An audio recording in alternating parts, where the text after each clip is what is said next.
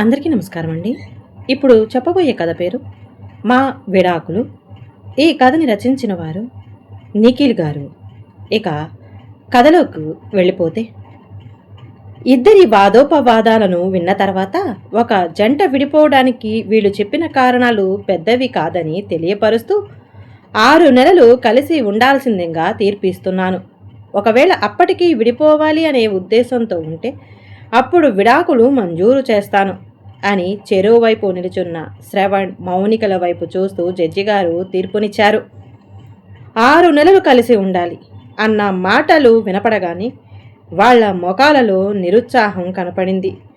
ఇద్దరూ వాళ్ళ లాయర్లతో బయటికి వెళ్ళి చెరోక వైపు నడిచారు.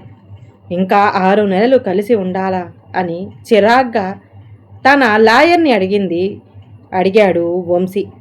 అతనితో ఉండటం నా వల్ల కాదు అని తన బాధను ఆమె లాయర్తో పంచుకుంది మౌనిక. లాయర్లు వాళ్ళకి చెప్పిన సమాధానాలు విని తృప్తిగా వేరే వెహికల్స్ మీద ఒకే ఇంటికి బయలుదేరారు శ్రవణ్, మౌనిక. మౌనిక అనాథ. ఒక అనాథాశ్రమంలో పెరిగింది. MBA కంప్లీట్ చేసి ఒక ప్రైవేటు కంపెనీలో హెచ్ఆర్గా పనిచేస్తుంది. శ్రవణ్ ఒక సాఫ్ట్వేర్ ఎంప్లాయ్. అతని లవ్ ఫెయిల్ అయింది. చాలా రోజులు డిప్రెషన్లో ఉన్నాడు. అలాంటి టైంలో అతనికి ఒక పార్టీలో మౌనిక పరిచయమైంది. ఇద్దరు ఫ్రెండ్స్ అయ్యారు. వాళ్ళ ఫ్రెండ్షిప్ కాస్త ప్రేమగా మారింది. కానీ ఆమె అనాథ అవ్వడం వల్ల వాళ్ళ పెళ్లికి శ్రవణ్ తల్లిదండ్రులు ఒప్పుకోలేదు. అయినా కూడా శ్రవణ్ తల్లిదండ్రులను వదిలేసుకొని మరీ మౌనికను పెళ్లి చేసుకున్నాడు. ఇద్దరు జాబులో మంచి పొజిషన్లో ఉండటం వల్ల డబ్బు సమస్యలు ఏమీ రాలేదు. కానీ వాళ్ళల్లో మెల్లమెల్లగా గొడవలు అవ్వటం మొదలయ్యాయి. ఒకరోజు ఆఫీసులో ఎక్స్ట్రా డ్యూటీ కూడా చేసి చాలా అలసిపోయి ఇంటికి వచ్చాడు శ్రవణ్. స్నానం చేసి డైనింగ్ టేబుల్ దగ్గర కూర్చొని మౌనిక ఆకలి అవుతుంది, అన్నం పెట్టు అని పిలిచాడు. ఆమె నుంచి సమాధానం రాలేదు. మౌనిక అని గట్టిగా కేక వేశాడు. అయినా ఆమె దగ్గర నుంచి ఎలాంటి సమాధానం రాకపోవటంతో అతనే అన్నం వడ్డించుకొని తినేశాడు. అన్నం తిన్న తర్వాత లేచి బంగ్లా మీదకు నడిచాడు. మౌనిక ఫోన్ మాట్లాడుతూ ఉంది. అతను వచ్చింది చూసి కూడా ఆమె కాల్ కట్ చేయలేదు.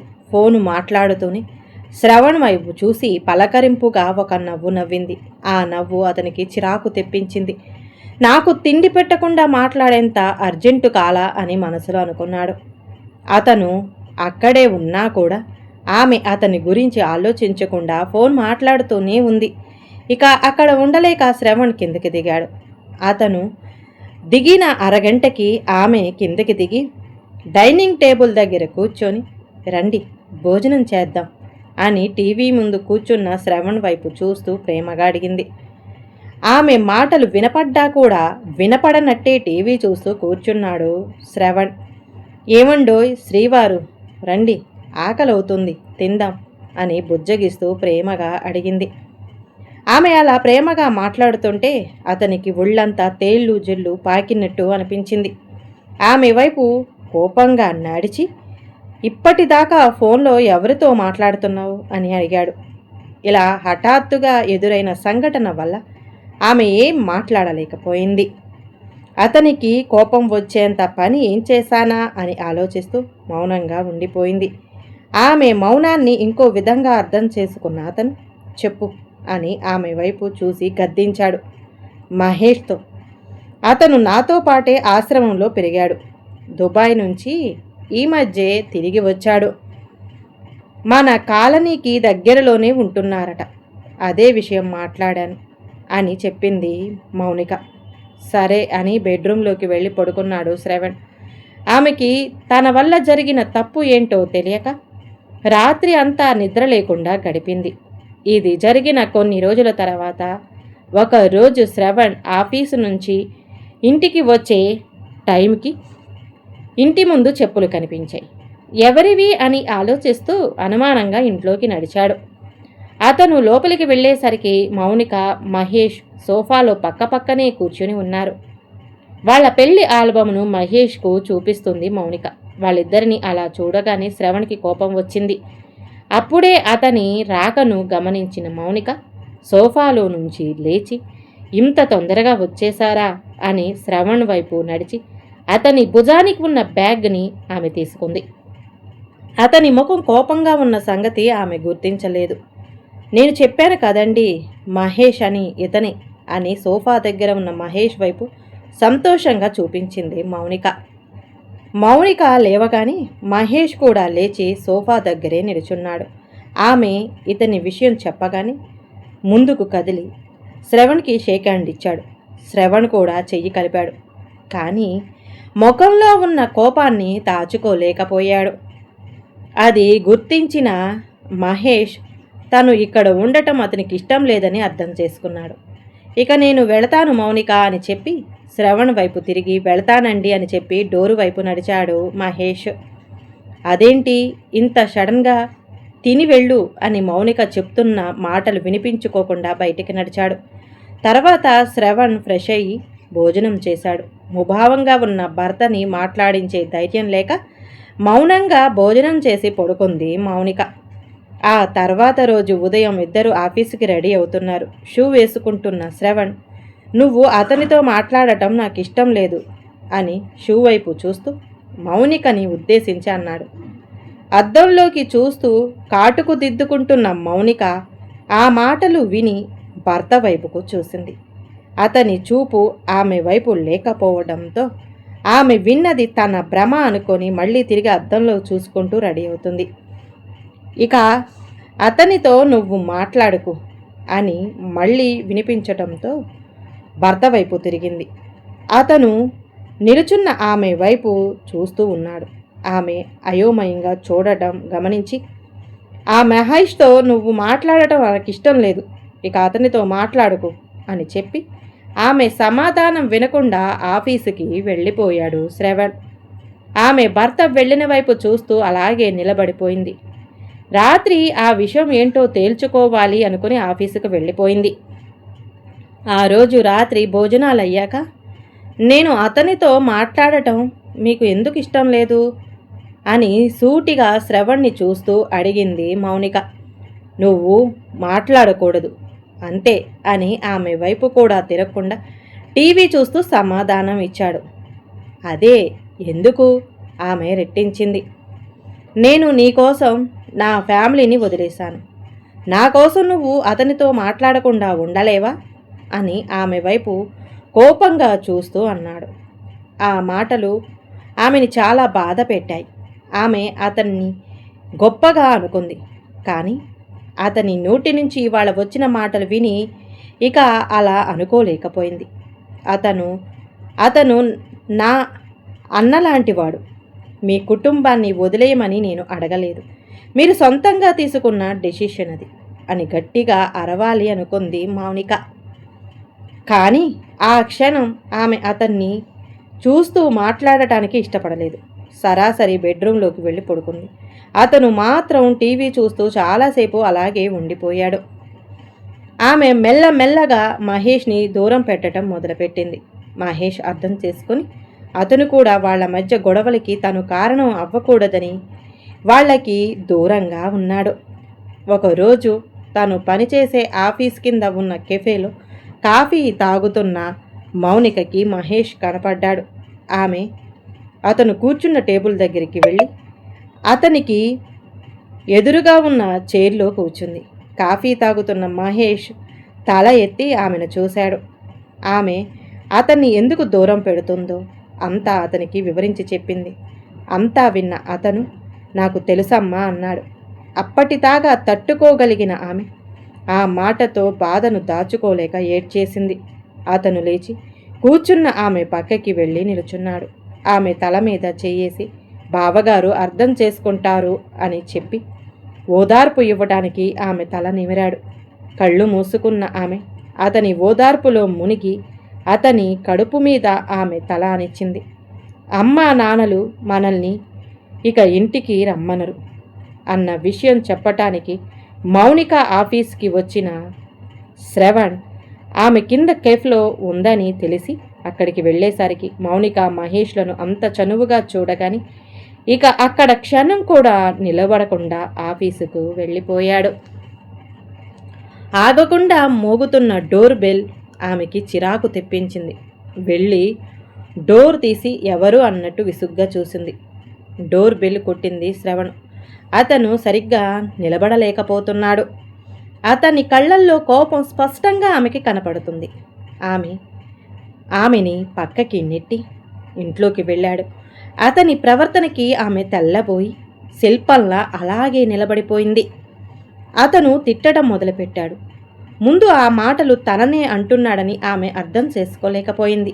ఎందుకంటే శ్రవణ్ ప్రేమలో ఉన్నప్పుడు కానీ పెళ్ళయ్యాక కానీ ఆమె పైకి కోపానికి కూడా రాలేదు. అలాంటిది ఇన్ని మాటలు, అందులోనూ అంత పచ్చి బూతులు ఆమెను తిడతాడని ఆమె ఊహించలేదు. ఆమె నిర్ఘాంతపోయింది.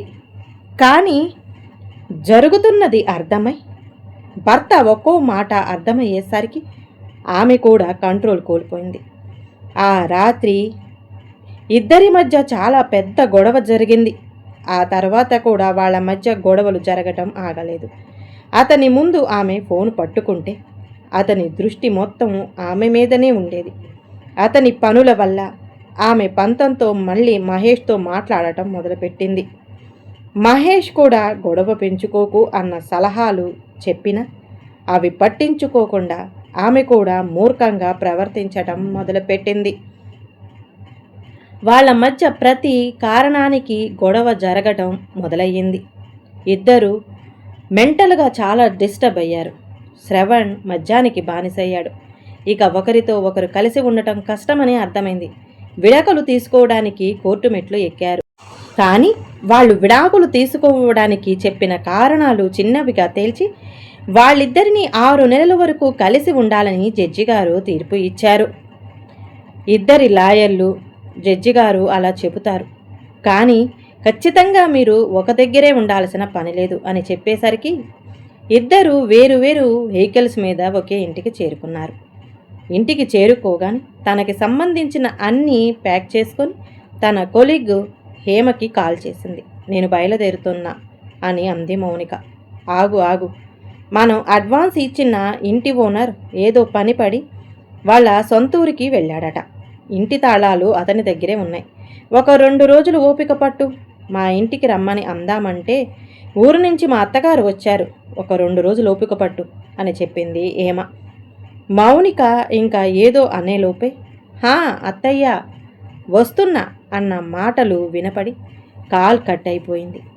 అప్పుడే ఇంటికి వచ్చిన శ్రవణ్ మౌనిక ముందు ఉన్న బ్యాగును చూసి ఆమె వంక చూశాడు. ఆమె చూపు తిప్పుకొని గోడ వైపు చూస్తూ, నేను అడ్వాన్స్ ఇచ్చిన ఇంటి ఓనర్ తాళాలు తీసుకుని ఊరికి వెళ్ళాడట, ఒక 2 రోజులు నేను ఇక్కడే ఉండాల్సి వస్తుంది అని శ్రవణ్ని ఉద్దేశించి చెప్పింది. ఆమె మాటలకు సమాధానం ఇవ్వకుండా లోపలికి వెళ్ళి విస్కీ బాటిల్ తెచ్చుకొని టీవీ చూస్తూ విస్కీ తాగాడు శ్రవణ్. ఆ తర్వాత రోజు రాత్రి టీవీ చూస్తూ కూర్చున్నాడు శ్రవణ్. ఫోన్లో హేమకి మెసేజ్ పెడుతుంది మౌనిక. దేశంలో కరోనా కేసులు పెరగటం వల్ల ఈ రాత్రి ప్రధానమంత్రి గారు దేశ ప్రజలని ఉద్దేశించి మాట్లాడుతున్నారు అన్న న్యూస్ విని తల ఎత్తి టీవీ వైపు చూసింది మౌనిక. ఒక 5 నిమిషాల తర్వాత మోడీ గారి స్పీచ్ మొదలైంది. మార్చి 22వ తేదీ నాడు, అంటే రేపు 14 గంటల వరకు జనతా కర్ఫ్యూలో ప్రజలు పాల్గొనాలని ఆ స్పీచ్లో తెలిపారు. ఆ స్పీచ్ వినగానే అయ్యో రేపు ఆ ఓనర్ వస్తా అన్నాడే, ఈ టైంలోనే ఇలా జరగాల అని మనసులోనే చిరాకు పడింది మౌనిక. తర్వాత రోజు ఇద్దరు బయటికి వెళ్ళలేక ఒకరి ముఖాలు ఒకరు చూస్తూ కూర్చోలేక చెరొక గదిలో గడిపారు. వీలైనంత తొందరగా ఆ రోజు అయిపోవాలని ఇద్దరు కోరుకున్నారు. పక్కింటి వాళ్ల బలవంతం మీద ఇద్దరు బయటికి వచ్చి సాయంత్రం 5 గంటలకి చప్పట్లు కొట్టారు. రాత్రి అయింది. మోడీ గారు మళ్ళీ టీవీలో దర్శనం ఇచ్చారు. మోడీ గారు ఏం చెబుతారో అని ఇద్దరు ఊపిరి బిగబొట్టుకొని మరీ టీవీ వైపు చూస్తున్నారు. ఏప్రిల్ 15వ తేదీ వరకు కంప్లీట్ లాక్డౌన్ అన్న మోడీ గారి మాటలు సారాంశం అర్థమయ్యేసరికి వాళ్ళ ప్రమేయం లేకుండానే ఒకరి ముఖాలు ఒకరు చూస్తున్నారు. రోజులు గడుస్తున్నాయి. బయటికి ఎలాగో వెళ్ళలేరు కాబట్టి కొన్ని రోజుల వరకు చెరొక గదిలో ఎవరి ఫోన్లు వాళ్ళు పట్టుకొని గడిపారు. కానీ ఎంతకాలం అని మనిషితో మాట్లాడకుండా ఉండగలరు? అందుకే ఇద్దరూ ఒక ఒప్పందానికి వచ్చారు. ఎలాగో విడిపోతున్నాం కాబట్టి లాక్డౌన్ అయ్యేంత వరకు ఫ్రెండ్స్గా గడుపుదాం అన్న మాట మీద నిలబడి ఇద్దరు ఒకరితో ఒకరు మాట్లాడుకోవటం మొదలుపెట్టారు. కాలం గడిచే కొద్దీ వారి మధ్య కోపాలు చల్లబడ్డాయి. ఒకరోజు శ్రవణ్ ఫోన్ ఛార్జింగ్ పెట్టి ఇంటికి కావలసిన సరుకులు తేవడానికి బయటికి వెళ్ళాడు. అతనికి సూపర్ మార్కెట్లో మహేష్ ఎదురయ్యాడు. అతన్ని చూడగానే మానుతున్న గాయం మళ్ళీ రేగినట్టు అనిపించింది శ్రవణ్కి. పక్కకి వెడుతున్న అతను ఒక్క నిమిషం అన్న మహేష్ పిలుపు వినపడి ఆగాడు. శ్రవణ్ ఫోన్ 10వ రింగ్ అవుతుంది. కిచెన్లో నుంచి ఇన్నిసార్లు ఎవరు కాల్ చేస్తుంది అనుకుంటూ బయటికి వచ్చి ఫోన్ స్క్రీన్ వైపు చూసింది మౌనిక. రితేష్ అని స్క్రీన్ మీద కనపడింది. రితేష్ని శ్రవణ్ ఒక ఫంక్షన్లో మౌనికకి పరిచయం చేశాడు. ఫోన్ స్క్రీన్ మీద ఆ పేరు చూడగానే అతని రూపాన్ని గుర్తు తెచ్చుకోవడానికి ప్రయత్నించింది. ఏం పని పడిందో అన్నిసార్లు కాల్ చేస్తున్నారు అనుకొని ఫోన్ లిఫ్ట్ చేసింది. ఆమె హలో అని కూడా ఇంకా అనలేదు. అంతలో అవతల నుంచి అతని మాటల ప్రవాహం మొదలైంది. ఏమైందిరా బావా, ఫోన్ లిఫ్ట్ చేయటలేదు? నీకు ఒక గుడ్ న్యూస్, శ్రావణి చచ్చిపోయింది అని ఆగకుండా చెప్పుకుంటూ పోతున్న అతని మాటలు విని అయోమయంలో పడింది మౌనిక. ఎవరో శ్రావణి అనే అమ్మాయి చనిపోవడం శ్రవణికి ఎలా గుడ్ న్యూస్ అవుతుంది అని ఆలోచిస్తూ ఆమెకి తెలియకుండానే ఎవరు అని బయటికి అంది. ఆ గొంతు వినపడి రితేష్ కంగారు పడ్డాడు. మీరెవరు అని తిరిగి ప్రశ్న వేశాడు. అన్నయ్య, నేను మౌనికని, ప్లీజ్ శ్రావణి ఎవరో చెప్పండి అని దీనంగా అడిగింది. అతను చెప్పాలా వద్దా అనుకుంటూనే శ్రవణ్ లవర్ అని చెప్పి వాళ్ళ విషయం చెప్పటం మొదలుపెట్టాడు. వెనక్కి తిరిగిన శ్రవణ్ దగ్గరికి నడిచి, నేనంటే మీకు ఇష్టం లేదని మిమ్మల్ని మొదటిసారి చూసినప్పుడే అర్థమైంది. నాకు అందుకు బాధగా లేదు, కానీ మీరు మౌనికను తప్పుగా అర్థం చేసుకున్నారు అని చెప్పిన మహేష్ వాళ్ళ గతం చెప్పటం మొదలుపెట్టాడు. మౌనిక చిన్నప్పటి నుంచి ఆశ్రమంలోనే పెరిగింది. కానీ నేను అలా కాదు. నాకు 12 ఏళ్ళు ఉన్నప్పుడు ఒక ప్రమాదంలో అమ్మ నాన్న చనిపోవటం వల్ల నేను ఆశ్రమంలో చేరాల్సి వచ్చింది. అమ్మ నాన్నల మధ్య గారాబంగా పెరిగిన నేను ఆశ్రమంలో ఇమడలేకపోయాను. తిండి సరిగ్గా లేకపోవటం వల్ల, కొత్త ప్రదేశం అవ్వటం వల్ల నాకు జ్వరం అంటుకుంది. మేడం డాక్టర్ని పిలిపించి చూపించింది. ఆయన మందులు రాసి ఇచ్చి టైంకి వాడాల్సి చెప్పి వెళ్ళిపోయారు. మేడంకి వేరే పనులు ఉండటం వల్ల నన్ను చూసుకోమని పిల్లల వైపు తిరిగి చెప్పింది. ఆ పని వాళ్ళకి ఇష్టం లేదని వాళ్ళ ముఖాల్లోనే తెలిసిపోయింది. ఆ టైంలో నేను చూసుకుంటాను మేడం అని ముందుకు వచ్చింది 8 ఏళ్ల మౌనిక. అంత చిన్న వయసులో కూడా నాకు జ్వరం తగ్గే వరకు ఒక తల్లిలా నన్ను చూసుకుంది. మౌనిక వల్ల నేను ఆ ఆశ్రమంలోని మనుషులతో కలిసిపోగలిగాను. నేను ఒంటరి కాదు అన్న భావన ఆమె నా లోపల నింపింది. నాకు దేవుడిచ్చిన చెల్లిగా ఆమె నా జీవితంలో నిలిచిపోయింది. దేవుడి సాక్షిగా చెబుతున్నాను బావగారు, ఆమె నా రక్తం పంచుకోలేదు, కానీ ఆమె నాకు సొంత చెల్లెలతో సమానం అని ముగించేటప్పటికి అతని కళ్ళు నీటితో నిండిపోయాయి. అతని కళ్ళల్లో చూసిన శ్రవణ్కి అతని కన్నీళ్ల స్వచ్ఛత తన అనుమానాన్ని కాల్చేస్తున్నట్టుగా అనిపించింది. తన కళ్ళల్లో నీళ్లు నిండాయి అన్న సంగతి తెలియక ఇంటివైపు కదిలాడు శ్రవణ్. సమాధానం అవసరం లేకుండానే అతన్ని అర్థం చేసుకున్న మహేష్ పెదాల మీద చిన్న చిరునవ్వు వెలిసింది. నువ్వు అతని జీవితంలోకి రాకముందు శ్రావణి అనే అమ్మాయిని ప్రేమించాడు అని చెప్పి ఆగిన రితేష్ని చెప్పండి అన్నయ్యా అని మౌనిక ఒత్తిడి చేసింది. ఇక విషయం దాయటం మూర్ఖత్వం అని అర్థమైన రితేష్ గొంతు సవరించుకొని కొన్ని రోజుల ప్రేమ తర్వాత ఆ అమ్మాయి ఎక్కువగా ఫోన్లు మాట్లాడటం, శ్రవణ్ కాల్ చేస్తే కట్ చేయటం మొదలుపెట్టింది. అదేంటి అని అడిగితే అన్నయ్యతో ఫోన్ మాట్లాడుతున్నా అని చెప్పింది. కానీ కొన్ని రోజుల తర్వాత తెలిసింది ఏంటంటే అతనికి ఈ విషయం చెప్పటం ఇబ్బందిగా అనిపించింది, కానీ చెప్పగలిగాడు. ఆమె మాట్లాడింది అన్నయ్యతో కాదు, ఇంకో బాయ్ ఫ్రెండ్తో. ఆమె శ్రవణ్ని మోసం చేసింది. ఈ విషయం తెలుసుకున్న శ్రవణ్ పూర్తిగా డిప్రెషన్లోకి వెళ్ళిపోయాడు. మళ్ళీ నువ్వు అతని జీవితంలోకి వచ్చాకే అతను మామూలు మనిషిగా మారాడు అని పూర్తి చేశాడు రితేష్. ఆమెకి కళ్ళ ముందు శ్రవణ్ రూపం మెదిలింది. ఆమె మహేష్తో ఫోన్ మాట్లాడుతున్నప్పుడు, మెసేజ్ చేస్తున్నప్పుడు అతని ముఖం ఎలా మారిందో గుర్తు తెచ్చుకుంది. ఒక్క విషయం తప్ప అతను ఏ విషయంలోనూ ఆమె మీద అధికారం చూపించడానికి ప్రయత్నించలేదు. ఆ విషయం ఆమెకు స్పృహలోకి వచ్చేసరికి ఆమె చేసిన తప్పు ఆమెకే అర్థమైంది. అవును, ఆమె తప్పు చేసింది. అనుమానిస్తున్నాడు అనే విషయం మనసులో పెట్టుకుని మహేష్తో ఇంకా ఎక్కువగా మాట్లాడి అతన్ని రెచ్చగొట్టిందే తప్ప మహేష్కి తనకి మధ్య ఉన్న బంధం గురించి చెప్పటానికి ఆమె ఎప్పుడూ ప్రయత్నించలేదు. అతను అసహ్యించుకుంది మౌనికను కాదు, మౌనికలో చూసిన శ్రావణిని. నా తప్పు నేను ఒప్పుకుంటే అతను మళ్ళీ ఈ మౌనికను ప్రేమించగలడా అని అనుకోగానే ఆమె కళ్ళల్లో నీళ్లు చేరాయి. ఇంటికి వస్తుంటే తను మౌనికను అన్న మాటలు గుర్తొచ్చి నరకం అనుభవించాడు శ్రవణ్. క్షమించగలదా, ఈ పాపాత్ముణ్ణి క్షమించగలదా అని మనసులోనే ఆలోచిస్తూ ఇంటికి చేరుకున్నాడు శ్రవణ్.